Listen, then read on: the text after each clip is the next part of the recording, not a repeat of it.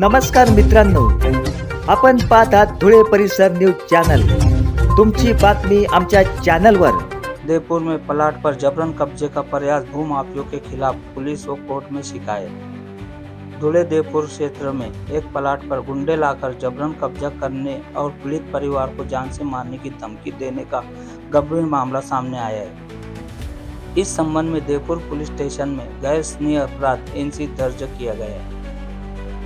शिकायतकर्ता के अनुसार मौजे देवपुर स्थित city survey number 2065 plot number 113 उनकी माता के नाम पर था, जो अब उनके कानूनी वारिस के नाम दर्ज है।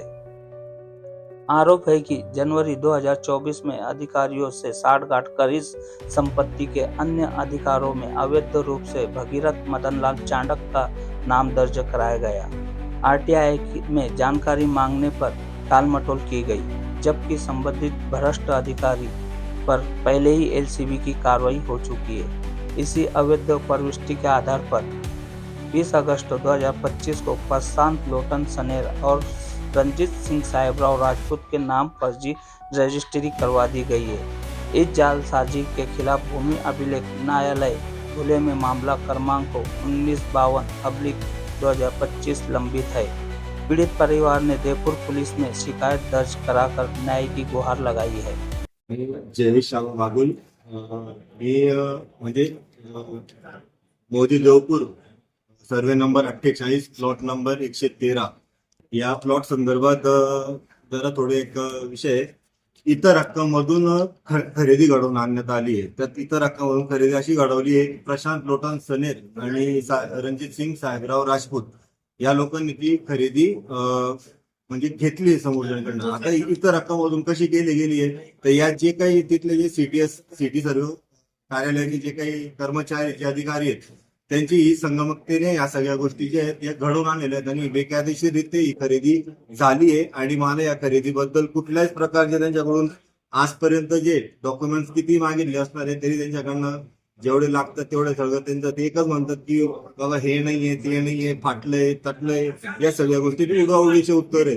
आरटीआयच्या माध्यमातून मी खूप आरटीआय केले। आरटीआयच्या माध्यमातून हे लोक फक्त वर्ग करतात, 7 वापर करतात, कलम 7 आणि फक्त वर्ग करतात ते। त्या व्यतिरिक्त कुठलीच कारवाई जी ती आजपर्यंत झालेली नाहीये। तर मला आपल्या सगळ्यांच्या माध्यमातून एकच आहे की आपण या सगळ्या गोष्टींना थोडं घ्या आणि आम्हाला न्याय मिळवून देण्यासाठी आपल्याकडनं मदत म्हणून करा आहे। त्यांना बॉबी म्हटलं जातं, यांच्याबद्दल हे झोलर आहेत। यांनी खूप जणांच्या प्रॉपर्टी अशा हडप केलेल्या आहे, पण कदाचित कोणी आवाज उचलण्याची धाडस आजपर्यंत केले नाहीये। पण कसं आहे, ती आमच्या मेलेल्या बहिणीची प्रॉपर्टी, ती आम्ही असंही सहजासहजी जाऊ देऊ शकत नाही। त्याच्यामुळे फक्त आणि फक्त एवढंच मला तुम्हाला सगळ्यांना मी विनंती करते की फक्त आमचा आवाज सगळ्यांपर्यंत पोहोचवा आणि आम्हाला न्याय कसा मिळेल याच्यासाठी जी वाचा आम्ही म्हणजे वाचा तुमच्याकडून फोडावं, एवढंच आमचं म्हणणं आहे। आम्हाला न्याय मिळावा हीच सगळ्यात मोठी विनंती आमची तुम्हाला। अशाच नवनवीन बातम्या पाहण्यासाठी चॅनलला लाईक, शेअर आणि सबस्क्राईब करा। मी राजू बैसाने, कॅमेरामन फरीद अन्सारी, धुळे परिसर न्यूज चॅनल। जय हिंद, जय महाराष्ट्र।